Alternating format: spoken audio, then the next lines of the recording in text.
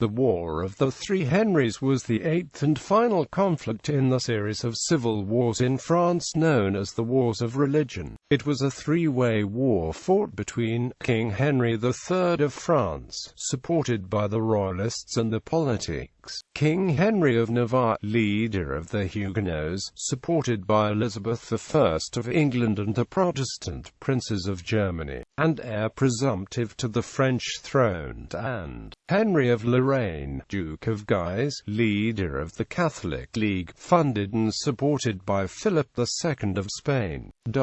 The war was instigated by Philip of Spain to keep his enemy, France, from interfering with the Spanish army in the Netherlands and his planned invasion of England. The war began when the Catholic League convinced King Henry III to issue an edict outlawing Protestantism and annulling Henry of Navarre's right to the throne. Henry III was possibly influenced by the royal favourite, and Guise. For the first part of the war, the Royalists and the Catholic League were uneasy allies against their common enemy, the Huguenots. Henry sent Guise into the field against Navarre, while he himself intended to meet the approaching German and Swiss armies. At the Battle of Coutras, Navarre defeated the royal army led by Guise. The Duke himself was slain at the battle. It was the first victory won by the Huguenots in the battlefield. For his part, Henry III successfully prevented the junction of the German and Swiss armies.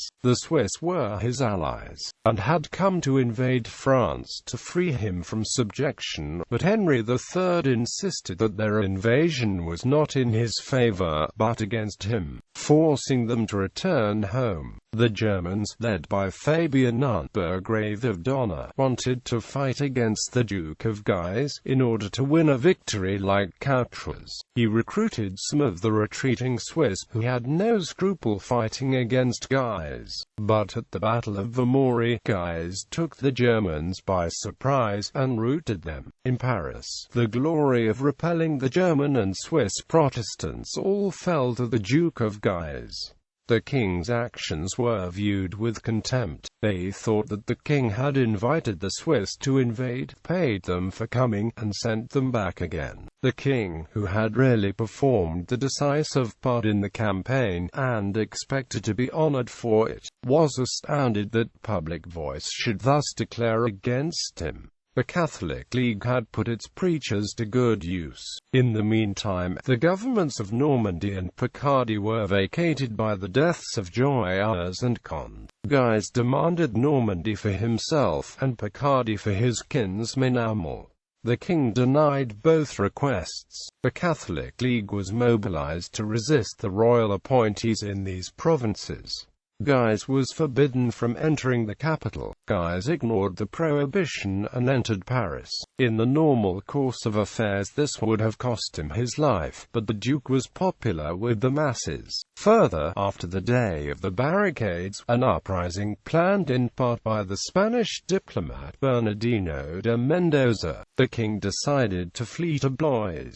After the defeat of the Spanish Armada, the king called the Estates General in the midst of intrigue and plotting. Henry of Guise planned to assassinate the king and seize the throne, but the king struck first by having Guise killed by his guards. The 45. Open war erupted between the Royalists and the Catholic League. Charles, Duke of Mayenne, Guise's younger brother, took over the leadership of the League. At the moment it seemed that he could not possibly resist his enemies. His power was effectively limited to Blois, Tours, and the surrounding districts. In these dark times the King of France finally reached out to his cousin and heir, the King of Navarre. Henry III declared that he would no longer allow Protestants to be called heretics, while the Protestants revived the strict principles of royalty and divine right. As on the other side, ultra-Catholic and anti-royalist doctrines were closely associated. So on the side of the two kings the principles of tolerance and royalism were united. Henry III sought the aid of the Swiss, who were ready to join his cause.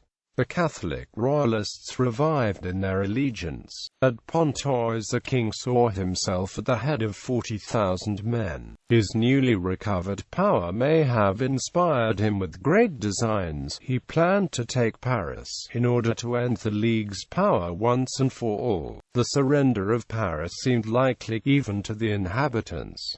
The preachers of the League sanctioned regicide, to avenge the murder of Guise. Jacques Clement, a fanatical Catholic monk, assassinated King Henry III at St. Cloud. With Henry III's death, the coalition broke up. Many Catholic royalists were unwilling to serve the Protestant Henry IV, and the army retreated from Paris. Aftermath. In the spring, Henry IV returned to the field. He won significant victories at Ivry and Arcs and laid siege to Paris. But a Spanish army under Alexander Farnese, Duke of Parma, lifted the siege. Deciding that further fighting was not worth the cost, Henry converted to Catholicism in 1593.